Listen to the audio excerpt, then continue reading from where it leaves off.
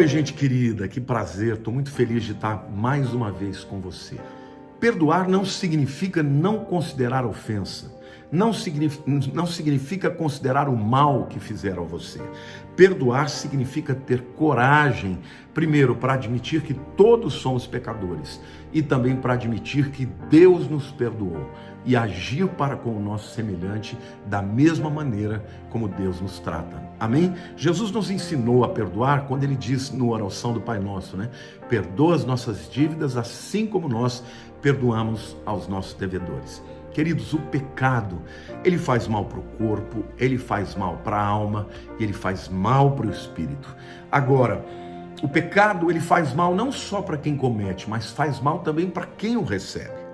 E a pessoa que recebe o pecado, a ofensa, se ela não for sábia para liberar o perdão, ela vai ficar amarrada nos sentimentos, no ódio, na ira, vai adoecer muitas vezes e vai perder as bênçãos de Deus. Hoje, eu quero, na mensagem de hoje, contar cinco histórias maravilhosas, poderosas das Escrituras a respeito do perdão. Amém? A primeira história que eu vou contar para vocês é a história de Esaú e Jacó. Queridos, Isaac, o filho de Abraão, casou-se com Rebeca e eles tiveram gêmeos. Esaú, o primeiro primogênito, e Jacó. Acontece que naquele tempo, o primeiro filho, o primogênito, ele tinha o direito da primogenitura que lhe dava muitos benefícios. Por exemplo, o primeiro filho tinha direito a 50% da herança. Os outros 50% ficava dividido então por todos os demais filhos. No caso de Esaú e Jacó eram dois, então você vai me dizer assim, não fazia diferença nenhuma, né? Porque cada um ia receber 50%. Não, não é bem assim. Além de ter direito aos 50%, o primogênito tinha direito a tudo de melhor. Por exemplo, na divisão das terras, ele podia escolher a melhor parte, a parte que tivesse mais água, a parte que fosse mais plana. Ele tinha direito também de escolher o melhor rebanho. Então tinha uma série de privilégios do filho primogênito que o segundo não tinha. Por causa disso, durante toda a vida, Jacó quis essa primogenitura. Um dia, Esaú estava chegando de uma caçada, muito cansado, e Jacó estava ali fazendo uma sopa de lentilha, um guisado, devia ter carne também, né? Uma linguicinha, talvez, e brincadeira, tá? Bom, o guisado era maravilhoso. E então ele chega e pede um pouco para o seu irmão. E Jacó fala assim, eu não vou te dar, eu te vendo, se você quiser. Ele falou, mas poxa, o que você quer? Jacó falou, eu quero o direito da primogenitura. Esaú pensou assim, o que me serve esse direito? Vou vender, é de boca mesmo, né? E ele vendeu o direito da primogenitura para Jacó e ficou com o bocado, né? E isso é tão sério que a Bíblia depois, quando vai falar de Esaú, repreende por ele ter rejeitado aquela bênção, né? Bom, passaram os anos, Isaac fica mais velho, tá cego, tá quase para morrer. E então Jacó convence a sua mãe Rebeca de enganar Isaac para ficar com com o direito da primogenitura. Ele se veste com a roupa do irmão, chega perante o pai, junto da mãe, e diz, olha pai, aqui é o Esaú, eu queria que o senhor me abençoasse. Aí Isaac fala, puxa, mas parece que a voz é de Jacó. Ele fala, não pai, sou eu. Põe a mão aqui em mim, né? Pegou lã de carneiro, porque Esaú era peludo, né? Isaac passou e falou, é verdade, o braço tá peludo, parece mesmo Esaú. Deixa eu ver o cheiro, senti o cheiro, ele tinha usado a roupa do irmão, o cheiro é de Esaú mesmo, e fez a oração da primogenitura para Jacó. Bom, Jacó vai embora, passa algum tempo, chega Esaú e pede que o pai o abençoe. Aí Isaac fala, mas eu já fiz essa bênção. Aí Esaú fala, pai, eu fui enganado. Quem estava aqui era o Jacó. E aí Isaac fala, mas eu não posso retirar o que eu disse. A bênção vai ficar de fato para Jacó. Esaú ficou com tanto ódio que ele quis matar Jacó. E Jacó teve que fugir. Para vocês terem uma ideia, eles moravam em Beersheba, que fica no sul de Israel.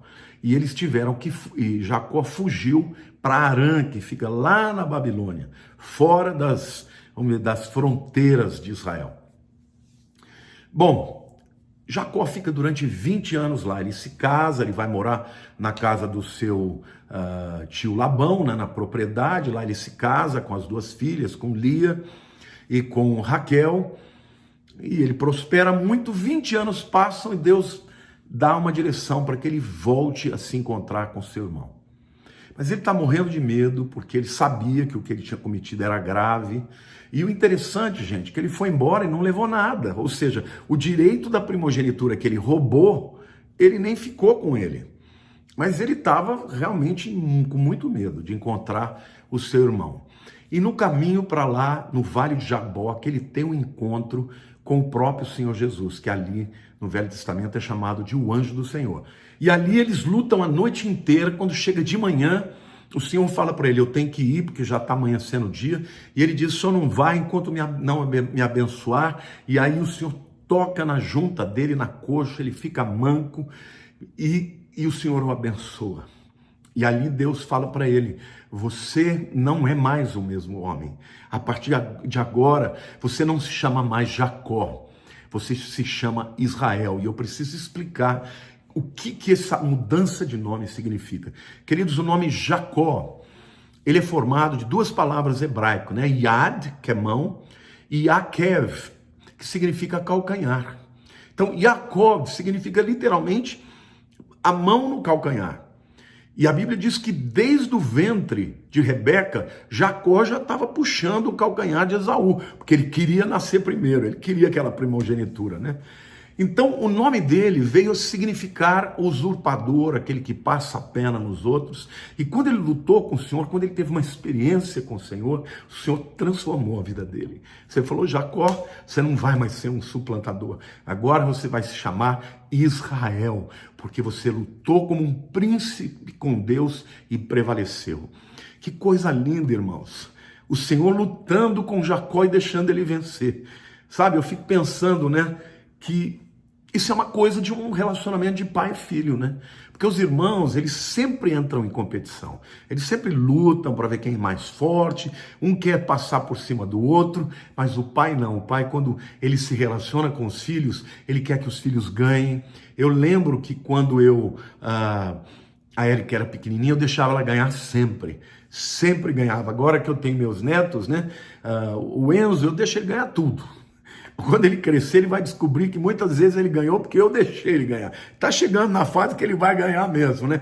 E agora está vindo o John. Eu não vejo a hora de ter o meu tempo com o John também, para deixar ele ganhar de mim. Por quê? Porque a gente quer ver os nossos filhos, os nossos netos crescerem, serem bem-sucedidos, não é? Foi isso que o Senhor fez com Jacó. Mas Jacó foi transformado e se transformou num homem diferente. Aquele homem usurpador morreu e nasceu um príncipe de Deus. Um homem que lutou com Deus e teve uma experiência profunda com Deus. Mas quando ele chega para encontrar o seu irmão Esaú, ele ora a Deus, pede misericórdia, porque ele está morrendo de medo, irmãos. Mas a graça e a misericórdia de Deus foi com ele. Então, quando ele se encontra com Esaú, lá em Gênesis 33, versículo 4, a Bíblia diz assim: então Esaú correu-lhe ao encontro e o abraçou, arrojou-se-lhe ao pescoço e o beijou, e choraram. Que coisa linda, irmãos, o perdão faz isso. O perdão perdoa a ofensa. O perdão abre mão do direito de revanche. O perdão abre mão do desejo de que o outro se dê mal. Esaú abençoou, o beijou, em seguida quis ver a sua família. E ele falou: e agora? O que você vai fazer? Perguntou se ele ia ficar por aí. Jacó fala: não, meu irmão, eu vou seguir meu caminho, mas eu não queria seguir o meu caminho sem antes reconciliar com você. Que coisa linda, irmãos. Deus agiu na vida de Jacó e agiu na vida de Esaú, na vida de Jacó, para que ele entendesse o mal que ele fez e se arrependesse, e na vida de Esaú, para que ele pudesse liberar o perdão do seu irmão e então houvesse a reconciliação. É muito importante que você entenda que a reconciliação sempre será a vontade de Deus. O desejo de Deus é que haja reconciliação entre os seus filhos. Amém? A segunda história que eu quero contar, também é muito conhecida, é a história de José com os seus irmãos. Bom, você sabe que José era filho de Jacó, né? Com Raquel, era o filho querido de Jacó, e os demais irmãos morriam de inveja dele. E ele também era meio petulante, às vezes ele era meio, coque, metidinho, vinha contando os sonhos de grandeza, que ele via ele governando sobre os irmãos, e a verdade é que um dia Jacó pede que José vá até o campo para saber dos irmãos, e quando ele chega lá, os irmãos o jogam numa cova, e depois pensam em matá-lo, mas acabam vendendo eles para os midianitas. A caravana dos midianitas está indo para o Egito, e lá no Egito José é vendido para Potifar, o chefe da guarda real. Vocês sabem que lá ele prospera, se torna o mordomo da casa, mas por causa da esposa de Potifar, ele acaba sendo lançado na prisão, porque ela o acusou de ter, de alguma maneira, querido ter relações com ela à força, e vocês sabem que era mentira. Lá ele ficou por 2 anos, 2 homens do rei foram jogados lá, o padeiro, o copeiro, ele interpretou o sonho deles, mas os dois, um foi morto, o padeiro, o outro copeiro se esqueceu de falar com o faraó, e quando chega o tempo, o faraó tem aquele sonho fatídico, das 7 vacas magras, das 7 vacas gordas, e aí o copeiro se lembra que José interpretava sonhos. José vai e interpreta o sonho do faraó e, como consequência, ele se torna o governador do Egito. Quando se cumpre o sonho do faraó e vem aqueles anos de seca, quem sobe ao Egito para comprar comida? Os irmãos de José.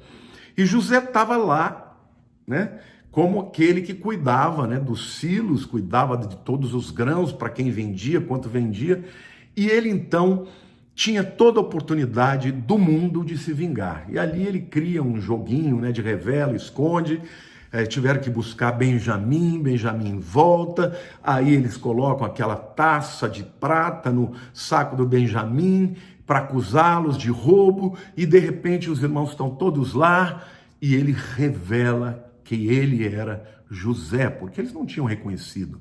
José estava muito mais velho, estava agora vestido como um egípcio, com roupas egípcias, eles não o reconheceram.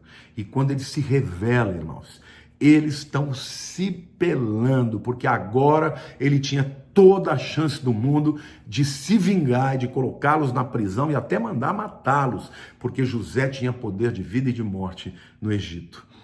Mas olha o que acontece lá no capítulo 50 de Gênesis, versos 20 e 21. Depois que José se revela para eles, ele traz a seguinte palavra: vós, na verdade, intentastes o mal contra mim, porém Deus o tornou em bem, para fazer como vedes agora, que se conserve muita gente em vida. Não temais, pois, eu vos sustentarei a vós outros e aos vossos filhos. Assim os consolou e lhes falou ao coração. Queridos, o sonho de José, ou os sonhos de José, estavam se cumprindo. Os irmãos estavam ali, prostrados diante dele. E agora ele tinha toda a chance do mundo de revidar, de ter a sua revanche, de pisar na cabeça dele, de dizer: tá vendo, vocês fizeram isso comigo, agora vocês vão pagar.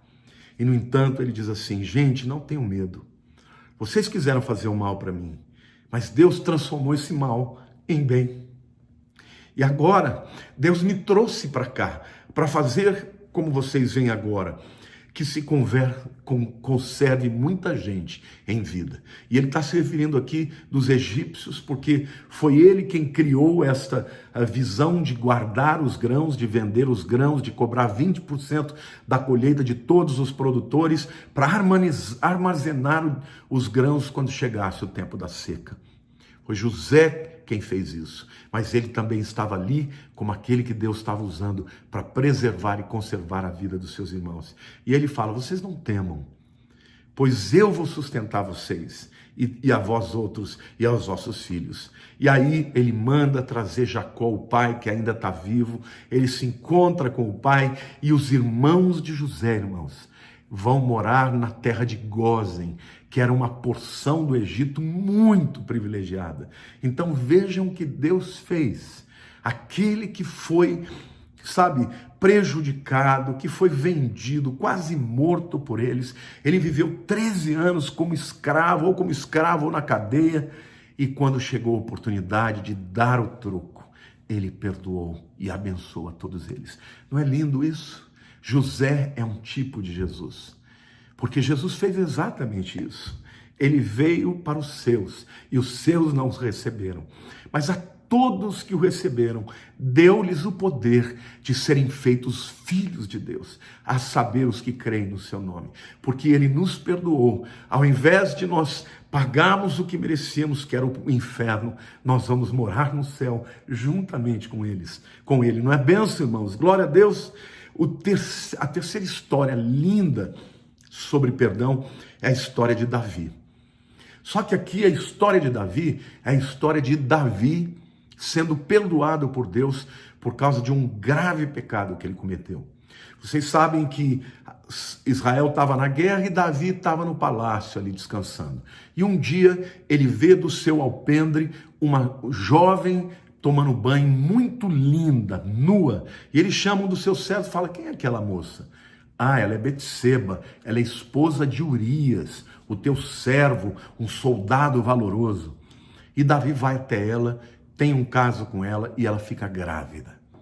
Quando ele descobre que ela está grávida, ele manda chamar Urias e ele tenta de todo jeito fazer com que Urias dormisse com a sua própria mulher. E Urias falou: não posso dormir, meus irmãos estão lá na guerra, tal, e se negou a dormir com a própria esposa. Aí ele manda então de volta Urias e vai com uma carta, irmãos, com uma carta em que ele, Davi, manda entregar para o capitão dizendo: você vai ter que matar Urias, deixa ele na frente da batalha e tira todos os soldados, porque ele tem que morrer. Por quê, queridos? Porque daqui a pouco Betseba ia estar com a barriga aparecendo. E se Urias permanecesse vivo, ele ia saber que alguém teve com Betseba, e ela, pela lei, ia ser apedrejada. Então Davi, para tentar consertar o erro dele, ele mandou matar um servo fiel. Que pecado, né? Além do adultério, ele ainda mata um servo que é leal a ele, para proteger a pessoa que ele engravidou, né? Então Davi, o homem segundo o coração de Deus, chegou ao mais profundo, né? O ser humano é capaz de fazer coisas horrorosas, né? Mas ele se arrepende. E lá no Salmo 51, ele faz uma oração para Deus. Ele diz assim, o texto começa dizendo: ao mestre de canto, Salmo de Davi, quando o profeta Natã veio ter com ele depois de haver ele possuído Betseba, né? Então, isso é a Bíblia explicando aqui o contexto. Ele fala assim: compadece-te de mim, ó Deus, segundo a tua benignidade e segundo a multidão das tuas misericórdias, apaga as minhas transgressões, lava-me completamente da minha iniquidade e purifica-me do meu pecado. Davi reconheceu, quando o profeta Natã vai e o confronta, que ele tinha cometido um pecado muito grande. Mas ele vai para Deus e pede que Deus o perdoe segundo a benignidade de Deus. Ele está dizendo: Deus, não me trata segundo aquilo que eu mereço. Me trate, Senhor, segundo a tua benignidade e segundo a multidão das tuas misericórdias. Ele pede: apaga as minhas transgressões. Veja que lindo, irmãos. Perdão é isso. É você apagar as transgressões. É como se elas não existissem, né? Lava-me completamente da minha iniquidade e purifica-me do meu pecado. E foi isso que Deus fez. Quando nasceu aquela criança, ela morreu, o filho do pecado. Mas em seguida, ele com Betseba, porque ele se casou com ela, tiveram Salomão. E foi através de Salomão, do filho de Davi, com a mulher de Urias, que vem o Messias. Salomão se tornou o rei de Israel. Então, o perdão de Deus para Davi foi completo. Então, meu querido, eu quero dizer para você que onde abundou o pecado, superabundou a graça. Não importa o que você tenha feito, se você humildemente e sinceramente pedir perdão para Deus, Ele te perdoa. Ele sara todas as nossas enfermidades e perdoa todas as nossas iniquidades. Amém? Como diz o Salmo 103, Deus é capaz de fazer isso na tua vida. Então perdoe aqueles que te feriram, perdoe aqueles que fizeram com você o mal, porque Deus também nos perdoa segundo a nossa humilhação. Amém? Em nome de Jesus, toma posse disso. A quarta história de perdão é uma história motivada pelo amor de alguém que estava muito grata diante do Senhor, tá? Esse texto está lá em Lucas, capítulo 7, nos versos 36 e 50. É uma mulher que entra na casa de um fariseu e enquanto Jesus está lá, ela se prostra diante dele, começa a chorar e lava os pés de Jesus com as suas lágrimas, enxuga os pés de Jesus com os seus cabelos. E naquele momento, Jesus vira para ela e diz assim: por isso te digo, perdoados lhe são os seus muitos pecados, porque ela muito amou. Mas aquele a quem pouco se perdoa, pouco ama. Então disse a mulher: perdoados são os teus pecados. Aquela mulher, certamente, ao chegar próxima de Jesus, ela percebeu a graça de Jesus. Ela percebeu que ele era misericordioso a ponto de perdoá-la. E ela era uma mulher adúltera, né? O próprio fariseu pensou: puxa vida, se ele fosse um homem de Deus mesmo, ele saberia quem é que está com ele ali, né? Então, ela sentiu que Jesus era diferente dos líderes, né? Dos líderes, das autoridades da lei. Jesus era um homem misericordioso, um homem que sabia perdoar. Então, naquele momento, Jesus perdoa ela e disse assim: perdoados lhe são os muitos pecados, porque ela muito amou. Sabe, meu querido, se você amar a Deus, se você amar o Senhor por aquilo que Ele faz, os seus pecados são perdoados. Então seja uma pessoa amorosa, porque o amor atrai a misericórdia, porque o amor atrai o perdão. Jesus nos ensinou a orar: Pai, perdoa os nossos pecados como nós temos perdoado aos nossos devedores. Amém? Se você amar a Deus, querido, você vai entender que Deus te perdoa. E se você entender também a gravidade do seu perdão, você também vai amar muito mais a Deus. Por isso que a Bíblia diz: quem é que ama mais a Deus? Aquele que não foi perdoado ou aquele que foi perdoado de muito? Aquele que foi perdoado de muito. Não é isso? Então, eu amo tanto a Deus porque todos os dias eu reconheço da onde Ele me tirou. Quando eu era jovem, todo mundo profetizava: esse menino aí não vira nada, ele não presta, tem sangue ruim, ele tem um temperamento que é indomável. E um dia eu conheci o amor de Jesus. E quando eu conheci o amor de Jesus, eu virei essa manteiga. Você me vem chorar toda hora, queridos, é que eu choro de gratidão. Eu não choro por qualquer coisa. Eu choro quando eu me lembro do amor de Deus por mim, da graça de Deus pela minha vida. Por isso que eu amo falar da graça de Deus e do perdão para você, meu querido. Não importa o que você tenha feito, o Senhor é capaz de te perdoar. Aonde abundou os pecados, superabundou a graça. Amém? E última história poderosa que eu quero citar aqui para vocês é a parábola do filho pródigo, que também é uma parábola muito conhecida, né? Um pai tinha 2 filhos, ele era um homem rico. O filho mais novo chegou ao pai e falou: pai, dá uma parte na herança que eu quero ir embora. Eu não quero viver aqui. Quero viver sozinho, quero viver longe daqui. E o pai então antecipa a herança. Isso era uma atitude muito grave naquela época, porque naquele tempo uma herança abençoada só acontecia quando o pai morresse. Então, na verdade, o filho estava matando o pai no coração, né? E ele vai então para longe e vive uma vida dissoluta, em pecado, gasta tudo que tem. E quando acaba o dinheiro, ele vai ser escravo, né? Vai trabalhar comendo a mesma comida dos porcos. E um dia esse camarada, ele chega à conclusão que ele fez a escolha errada. E aí ele diz assim: eu vou para a casa do meu pai. Porque lá na casa do meu pai, os servos vivem de uma maneira muito mais digna do que eu estou vivendo aqui. Então, ele começa a planejar no coração o que ele vai falar com o pai. Olha o que o texto diz em Lucas capítulo 15, versículos 20 a 23. E levantando-se foi para o seu pai. Vinha ele ainda longe quando seu pai o avistou. E compadecido dele, correndo, o abraçou e beijou. E o filho lhe disse: pai, pequei contra o céu e diante de ti. Já não sou digno de ser chamado teu filho.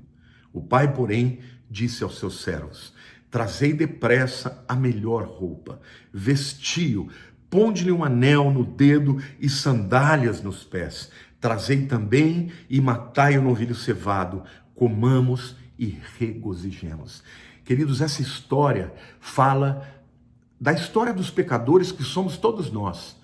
E o nosso Deus, que é o Pai, que nos recebe para perdoar. Aqui nesse texto, a gente tem algumas lições importantes sobre perdão. Primeiro, não existe perdão sem arrependimento. O filho decidiu voltar para a casa do pai e pedir perdão para ele. Então ele se arrependeu. Segunda história, que o pai ao longe já estava esperando para o filho e correu para ele. Então, quando, meu querido, teu coração está arrependido, Deus já está disposto a ir na sua direção para te abraçar e restaurar este relacionamento que foi quebrado. Quando o filho foi abraçado pelo pai, então chegou a hora da confissão do pecado. Porque a Bíblia diz que sem a confissão do pecado não há remissão. Se confessarmos os nossos pecados, ele é fiel e justo para nos perdoar os pecados e nos purificar de toda injustiça. Amém? Então o filho disse assim: pai, pequei contra os céus e contra ti. É isso que a gente tem que fazer quando a gente vai entregar a vida para Jesus. Já não sou digno de ser chamado teu filho. E o pai, porém, disse aos servos. E aí vem a parte do pai em conceder o perdão. E eu quero falar para vocês do tamanho do perdão de Deus. E ele diz assim: o pai, porém, disse aos seus servos: trazei depressa a melhor roupa. Na antiguidade, uma roupa boa significava dignidade. Então o perdão traz de volta a dignidade. Deus passa a nos olhar como pessoas justas, justificados por causa da nova vestimenta de justiça que Ele nos dá. Amém? E depois ele diz mais: vestiu, ponde-lhe um anel no dedo. Anel no dedo fala de filiação. Era um anel com o brasão da família. Todas as famílias importantes tinham um brasão, tinham um anel com brasão. Aquilo mostrava que aquele indivíduo que usasse aquele anel era filho daquele fulano que tinha todas aquelas posses e aquelas propriedades. E Deus está dizendo assim: todo aquele que me aceita, todo aquele que vem a mim, eu torno filho. A Bíblia diz assim: a todos quantos o receberam, a Jesus, deu-nos o poder de serem feitos filhos de Deus, a saber, os que creem no seu nome. Eu sou filho de Deus porque eu creio em Jesus. E você já aceitou Jesus como seu Senhor e Salvador? Porque se você aceitou, você já tem um anel no dedo também. Amém? E o texto diz: e sandálias nos pés. Isto também é algo muito importante, porque a sandália fala da caminhada, né? Naquele tempo havia muitas pedras no caminho, e uma pessoa que se andasse descalças, ela ia ferir os seus pés. E Deus está prometendo que o perdão nos provê tudo o que necessitamos para uma caminhada com Deus, uma caminhada firme, uma caminhada justa, uma caminhada de vitória. Então eu profetizo isso na tua vida também, meu querido. Confessa os seus pecados e os teus caminhos serão aplanados pelo Senhor. Amém? E confia no Senhor de todo o teu coração. Não te estribes no teu próprio entendimento. Reconhece-o em todos os teus caminhos e Ele endireitará as tuas veredas. Não é isso? E por fim ele diz: trazei também e matai o novilho cevado. O novilho cevado, o novilho gordo, fala de Jesus. Quando Jesus ensinou que o pai ia receber numa festa onde um novilho cevado ia ser comido, ele já estava apontando para o seu próprio sacrifício, para que eu e você, meu querido, tivéssemos acesso a Deus. Não é maravilhoso que quando Deus olha para a gente, Ele não vê os nossos pecados, Ele vê o sangue de Jesus, Ele vê o sacrifício do seu Filho Jesus. É por isso que lá no céu, meus amados, quem vai receber toda a honra e toda a glória não somos nós. Ninguém vai poder chegar lá e dizer: eu estou aqui porque eu fui bom, eu estou aqui porque eu não matei, eu não roubei. Eu estou aqui porque eu era pecador, mas eu reconheci e confessei o meu Senhor Jesus como meu Senhor e meu Salvador. Então, meu querido, eu quero terminar essa palavra dizendo para você: se você não perdoar, você não vai conhecer o perdão.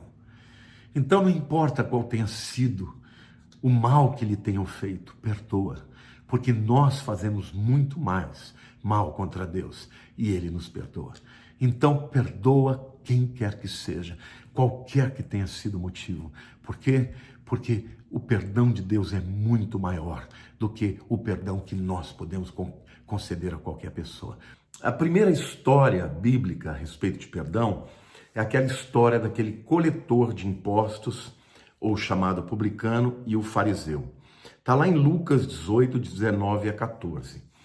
E a história conta de que dois homens, na verdade Jesus escreveu ou falou desta parábola porque ele queria se dirigir diretamente para aqueles fariseus que se achavam, achavam que não precisavam de perdão, que eles eram ótimos e tal. Então Jesus conta que dois homens foram para o templo para orar e adorar a Deus. Um fariseu e um publicano. E aí então o texto diz que os dois homens foram orar e Jesus compara o coração dos dois através das orações que eles fazem. O fariseu orou assim, os versos 11 e 12.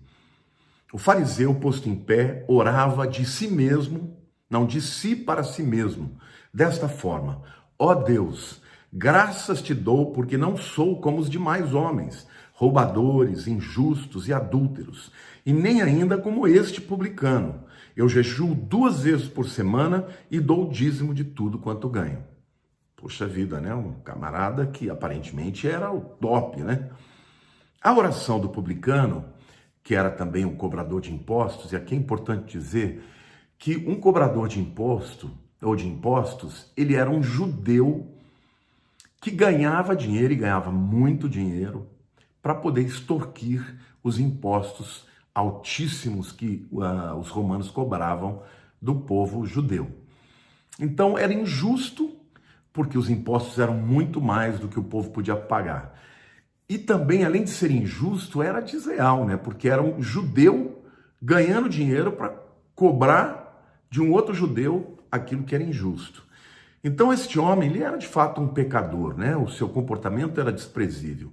Mas a oração dele diz assim, no versículo 13: o publicano, estando em pé, longe, não ousava nem ainda levantar os olhos aos céus, mas batia no peito dizendo: ó Deus, sê propício a mim, pecador. Este homem, quando foi orar, ele não teve coragem de levantar os olhos para os céus, porque ele sabia que ele não era merecedor. Ele era um pecador, mas a oração dele era: Senhor Deus, sê propício, porque eu sou pecador. Ou seja, reconhecendo o seu pecado, E qual foi a interpretação de Jesus? O versículo 14 diz assim: digo-vos que este desceu justificado, publicano, para a sua casa, e não aquele, porque todo o que se exalta será humilhado, mas aquele que se humilha será exaltado. Quais as lições que Jesus nos ensina nesta parábola? Primeiro, todos precisam de perdão. Ninguém é justo perante Deus, queridos. Por mais que nós nos esforcemos, que a gente procure fazer o bem, procure cumprir a palavra, a vontade de Deus, nós ainda assim somos pecadores. Então, quando nós vamos orar a Deus, a gente tem que se aproximar diante dele da maneira correta, com humildade, com uma atitude correta. Então, não há melhor maneira para se aproximar de Deus do que a humildade. E a soberba, em contrapartida, afasta Deus. O publicano foi justificado porque se humilhou, e o fariseu não. Não é lindo isso? Ou seja, perante Deus nós somos todos pecadores, e aqueles que se humilham serão exaltados. A segunda história a respeito do perdão é daquela mulher pega em adultério, que está lá em João capítulo 8, versos 1 a 11. Bom, Jesus estava lá no templo, no pátio das mulheres, e de repente vêm os fariseus e jogam uma mulher no chão dizendo: mestre, essa mulher foi pega em adultério. A lei diz que essa mulher deve ser apedrejada. E o senhor, o que diz? E Jesus ficou escrevendo na areia, enquanto eles falavam, deixou aquela expectativa, todo mundo esperando pela resposta. Ele não julgou a lei, ele não foi dizer se a lei era boa ou ruim, se ela era certa ou errada. Ele simplesmente disse: se alguém não tem pecado, atire a primeira pedra. Ou seja, Jesus estava reconhecendo que o pecado gera morte, porque essa é a verdade, né? A Bíblia diz que todos pecaram e destituídos estão da glória de Deus. O pecado gerou a morte para Adão, e é o pecado que leva a humanidade à morte física e espiritual. Mas Jesus não discutiu isso. O que Jesus discutiu era quem poderia exercer essa justiça. Quem poderia ser justo o suficiente para colocar a lei em prática? Então ele disse: se alguém não tem pecado, atire a primeira pedra. E nessa hora, todo mundo foi saindo de fininho, a começar pelos próprios líderes, né, dos fariseus. E aí, quando sobrou ninguém, quando não sobrou mais ninguém a não ser Jesus e a mulher, ele vira para ela e diz: mulher, ninguém te condenou? E ela disse: não, Senhor. Ele disse: eu também não te condeno. Vai e não peques mais. É muito linda aqui essa história. E a gente tem algumas aplicações importantíssimas a respeito, né, do perdão. Primeiro, a lei condena o pecador à morte. E, portanto, ninguém está justificado por si mesmo perante Deus, né? Isso fica claro quando Jesus pergunta: se alguém não tem pecado, atira a primeira pedra. Segunda coisa que fica clara é que Deus age por misericórdia. Se Deus fosse levar ferro e fogo, queridos, se fosse levar o pé da letra, nós todos já teríamos sido consumidos. A Bíblia diz assim: as misericórdias do Senhor são a causa de não sermos consumidos, porque as suas misericórdias se renovam a cada manhã. Amém? Hoje, nesta manhã, a misericórdia de Deus se renovou na sua vida, na minha vida. E essa é a razão por que não fomos consumidos. Agora, Jesus não veio para condenar, isso fica claro ali. Ele veio para salvar. Amém? Agora, o fato dele ser o Salvador, o fato do coração dele e o coração de Deus serem um coração de misericórdia, de graça e o desejo de perdoar, não nos dá o direito de continuar pecando voluntariamente.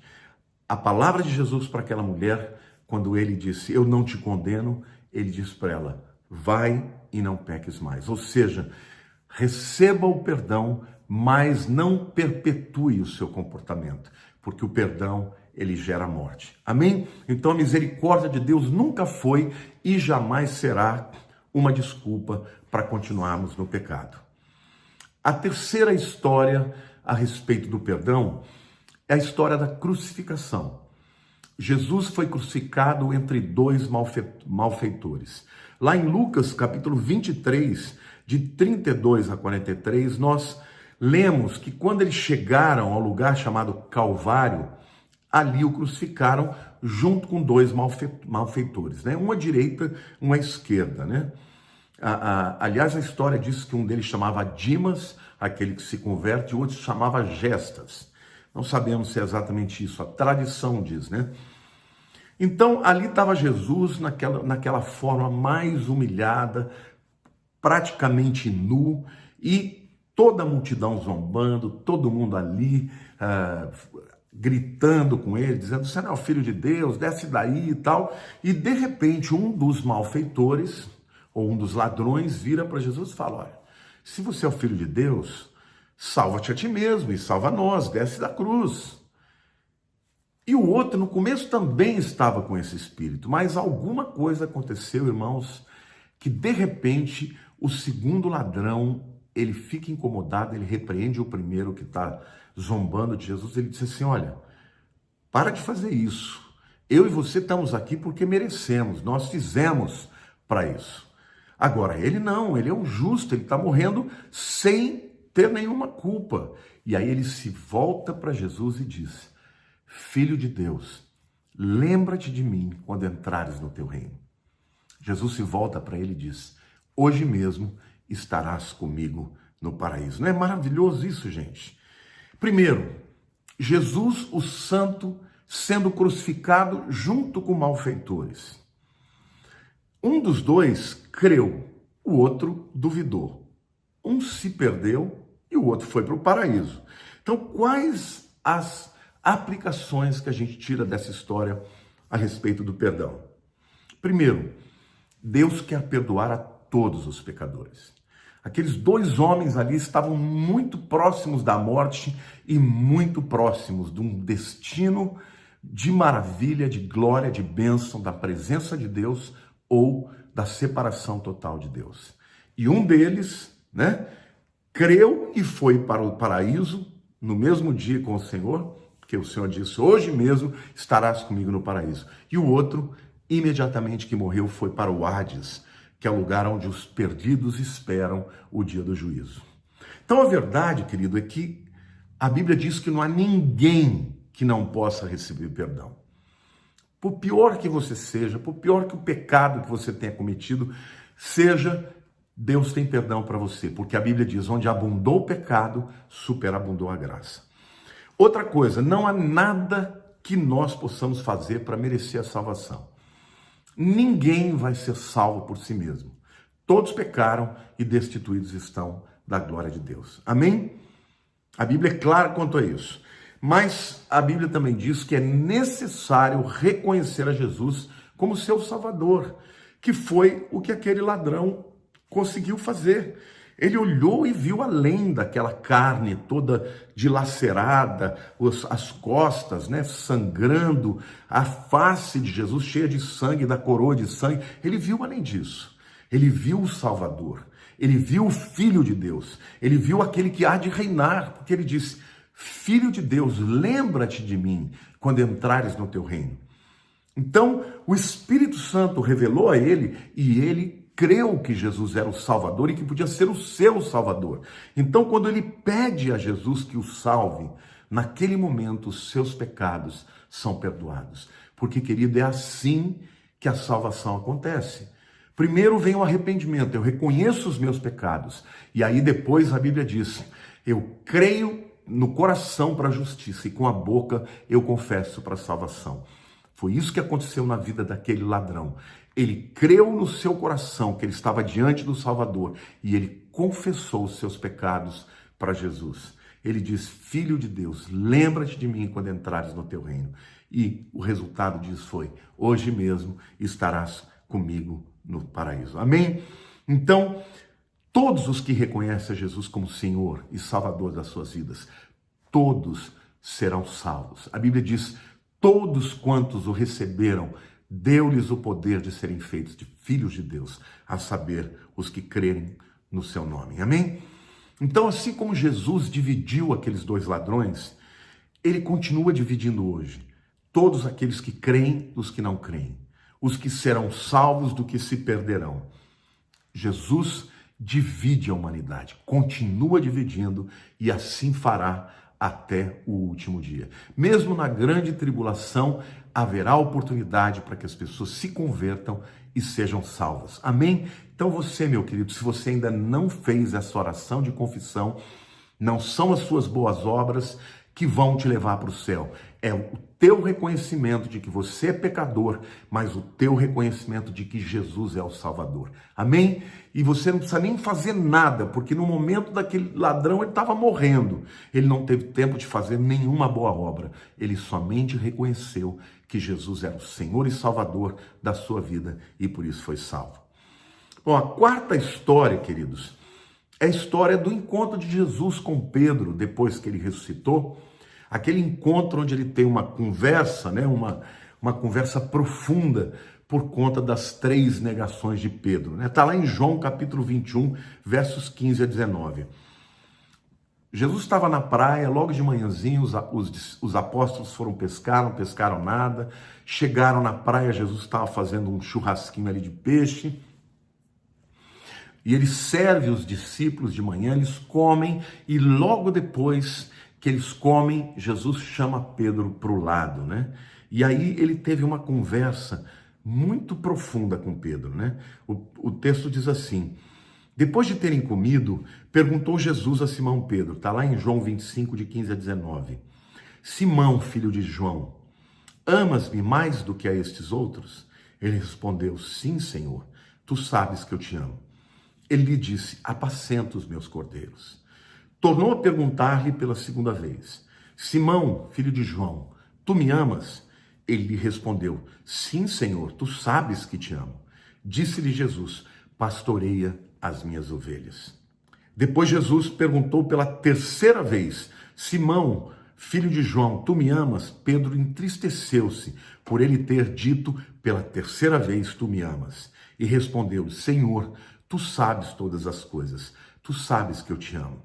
Jesus lhe disse: apacenta as minhas ovelhas. Em verdade te digo que quando eras mais moço, tu te cingias a ti mesmo e andavas por onde querias. Quando, porém, fores velho, estenderás as mãos e outro te cingirá e te levará para onde não queres. Disse isso para significar com que gênero de morte Pedro havia de glorificar a Deus.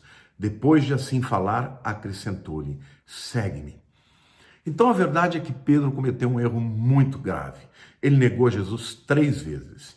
E nesse encontro com Jesus, depois da ressurreição, Jesus traz à baila. Porque Jesus queria que Pedro reconhecesse que ele havia pecado contra ele. E Jesus pergunta 3 vezes, de maneira que ele não teve nem que acusar a Pedro, mas ele fez com que Pedro se lembrasse que 3 vezes ele negou depois de ter dito que até morreria por Jesus e nunca iria negá-lo, não é isso? E Pedro responde 3 vezes para Jesus que o ama, mas ele reconhece que o seu amor é um amor imperfeito, é o amor de um pecador, e ele então está com seu coração completamente quebrantado. Mas Jesus então restaura Pedro. E nesta história, nesta conversa, a gente aprende algumas coisas lindas sobre o perdão que eu quero compartilhar com vocês. Primeiro, o perdão restitui o relacionamento. Pedro era um apóstolo, um discípulo, e cometeu aquele erro absurdo.